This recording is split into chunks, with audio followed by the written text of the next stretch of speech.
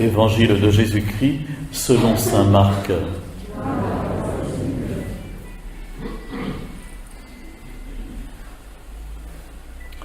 Dans son enseignement, Jésus disait « Méfiez-vous des scribes qui tiennent à sortir en robe solennelle et qui aiment les salutations sur les places publiques, les premiers rangs dans les synagogues et les places d'honneur dans les dîners. Ils dévorent les biens des veuves et affectent de prier longuement. Ils seront d'autant plus sévèrement condamnés. »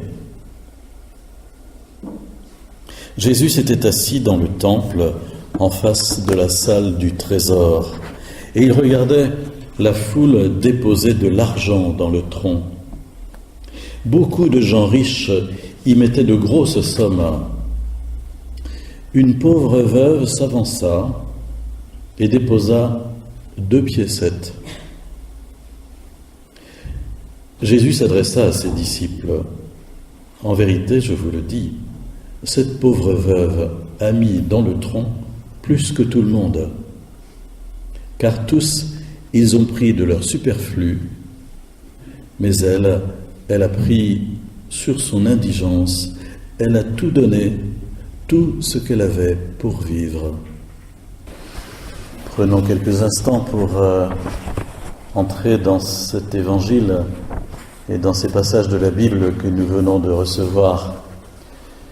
Peut-être pouvons-nous partir simplement de l'épisode que nous venons d'entendre où on voit que Jésus met en garde contre les faux semblants, contre l'hypocrisie, contre les gens qui cherchent à briller sur l'apparence.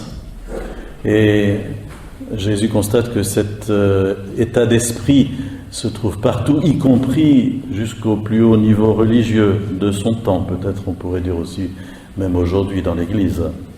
Et Jésus dit « Méfiez-vous des docteurs de la loi, de ceux qui enseignent et qui, par ailleurs, aiment bien se pavaner devant tout le monde et puis se débrouillent pour, sans se faire voir, dévorer le bien des veuves, c'est-à-dire profiter des plus petits, des plus pauvres. Ils seront d'autant plus sévèrement condamnés qu'ils donnent l'apparence de la vérité religieuse par ailleurs. » C'est terrible ça, d'avoir une façade irréprochable et puis par ailleurs d'avoir l'intérieur rempli de rapines, de cupidité, d'impureté, de tout ce qu'on veut. C'est terrible. Et Jésus n'a cessé de militer, si j'ose dire, pour essayer qu'il n'y ait qu'un seul aspect, qu'on cesse d'être schizophrène. Vous savez, aujourd'hui, c'est très répandu, la schizophrénie, beaucoup plus qu'on ne pense. Pas seulement la maladie médicale, mais l'état dans lequel nous vivons, qui fait qu'à l'extérieur, nous pouvons sembler tout à fait irréprochables, voire même religieux, et à l'intérieur, c'est tout autre chose, un autre personnage. Il faut en finir avec cette duplicité. Et Jésus se présente comme celui qui, précisément, au-delà des apparences, voit l'intérieur et la vérité de toutes les conduites humaines. Et il en fait état à propos de ce qu'il regarde. Il s'est assis sur une marche quelque part en face du tronc du trésor, et puis il regarde les gens jeter de l'argent dans le tronc. Vous savez, c'est un peu comme sur certaines de nos autoroutes, particulièrement l'autoroute de l'Est, je crois, il y a des espèces de dévidoirs pour les pièces, là, et puis on jette sa pièce en passant, mettez 1 euro, mettez 4 euros, et hop, gling gling, et on continue sa route. Et ce tronc a été fait de cette sorte qu'on jetait devant tout le monde ce qu'on voulait y mettre. Et qui plus est, figurez-vous, il y avait quelqu'un à côté, sans doute un des préposés à ce genre de choses, qui disait tout haut, un tel, 200 euros, Madame Dupont, 5 centimes d'euros. Évidemment, ça faisait beaucoup de publicité pour ceux qui donnaient beaucoup d'argent. Vous savez, Jésus a dit une fois, quand tu fais l'aumône, ne va pas le claironner devant toi. C'est à ça qu'il faisait allusion. Ne va pas le claironner devant toi.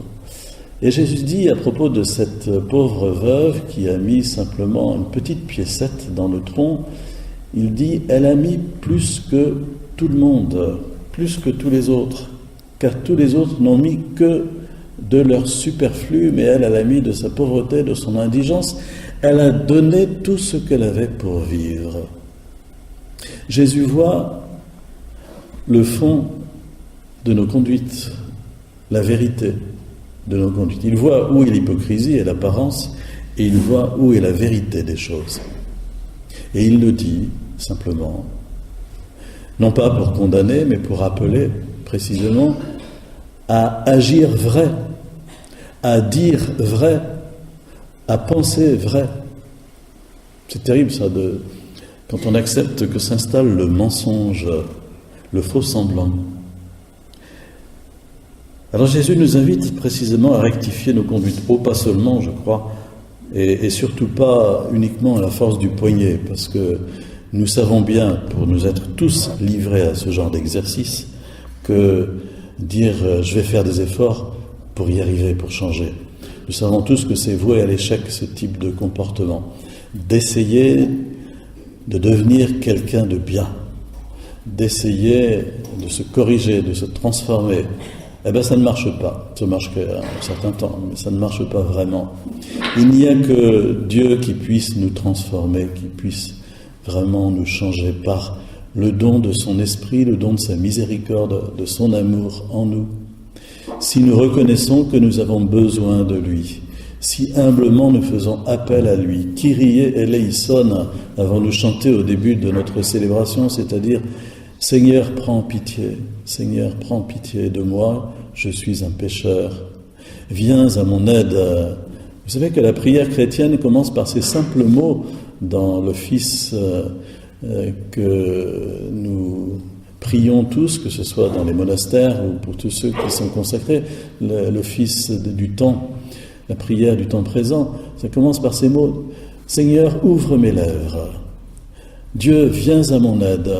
Dieu, viens à mon aide. Seigneur, à notre secours. Si nous demandons au Seigneur qu'il change nos cœurs, qu'il nous libère du désir du mal, qu'il nous libère du consentement à la duplicité, qu'il nous aide à venir à la lumière et à la vérité, il le fera. Il le fera, car il en a pouvoir si nous lui demandons de nous transformer, de transformer nos cœurs. Et il y a dans l'Église cet admirable sacrement qui est celui de la réconciliation, la confession des péchés, le pardon, l'accueil du pardon par le ministère du prêtre. Il y a cet admirable sacrement qui fait que lorsque nous faisons venir à la lumière précisément notre péché, eh bien, le Seigneur, lui, vient panser nos blessures et nous dire « Je te pardonne tous tes péchés » au nom du Père, du Fils et du Saint-Esprit. Ça, c'est vraiment une grande guérison, une grande résurrection, une grande transformation. Que le cadavre dans les placards qui nous empoisonne, évidemment, et qui pourrait être ainsi, dont nous pourrions être ainsi libérés par la puissance de ce sacrement, si nous avions courage de venir humblement devant le Seigneur. Et puis le Seigneur pointe une autre chose, c'est qu'au fond, nous ne sommes que trop ressemblants à ces deux personnages qui se présentent, d'une part ceux qui donnent beaucoup, puis d'autre part ceux qui donnent peu. Souvent, nous ne donnons à Dieu, en prétendant donner beaucoup, que notre superflu. Nous ne donnons à Dieu que de notre superflu. Nous ne donnons à Dieu que des miettes. Nous ne donnons à Dieu que ce qui ne nous gêne pas. Nous le tenons soigneusement à la périphérie de nos vies et nous continuons à tenir le gouvernail tranquillement pourvu qu'il ne nous dérange pas. Et Jésus nous dit, à travers la conduite de cette œuvre, est-ce que tu es capable de tout donner, tout ce que tu as, tout ce que tu es? Est-ce que tu es capable de tout me donner et de permettre que je sois Seigneur dans ta vie? C'est la vraie question de notre conversion aux uns et aux autres, à moi comme pour vous. Notre conversion, c'est-à-dire le fait de vivre notre baptême. Par notre baptême, nous appartenons au Seigneur. Tout à l'heure, il va y avoir un baptême à l'issue de cette messe. Eh bien, par le baptême, nous devenons enfants de Dieu et nous appartenons à Dieu et nous nous devons à Dieu. Et si nous venons à l'Eucharistie chaque dimanche, c'est pour restituer à Dieu, rendre grâce, restituer à Dieu tout le travail de notre semaine et tout ce que nous sommes. Que le Seigneur nous donne de regarder dans nos cœurs et dans nos vies, en vérité, avec ses yeux, avec ses lunettes, avec sa lumière, pour voir précisément ce dont nous avons besoin, ce pourquoi nous devons crier vers lui. Seigneur, viens changer mon cœur. Non seulement crier vers lui, mais aussi bien sûr collaborer par notre effort. Mais le Seigneur nous appelle vraiment à ne rien mettre au-dessus de la vérité. Rien. Rien au-dessus de la vérité telle que notre conscience nous la montre, telle que la parole de Dieu nous la présente. C'est difficile comme conduite, ça, de ne jamais accepter, pour des raisons X, Y, Z, de transiger avec la vérité, mais mettre la vérité au-dessus de tout. Et ainsi, alors, nous pourrons laisser l'Esprit de Dieu vraiment faire de nous les témoins de la vérité et donc les témoins de Jésus.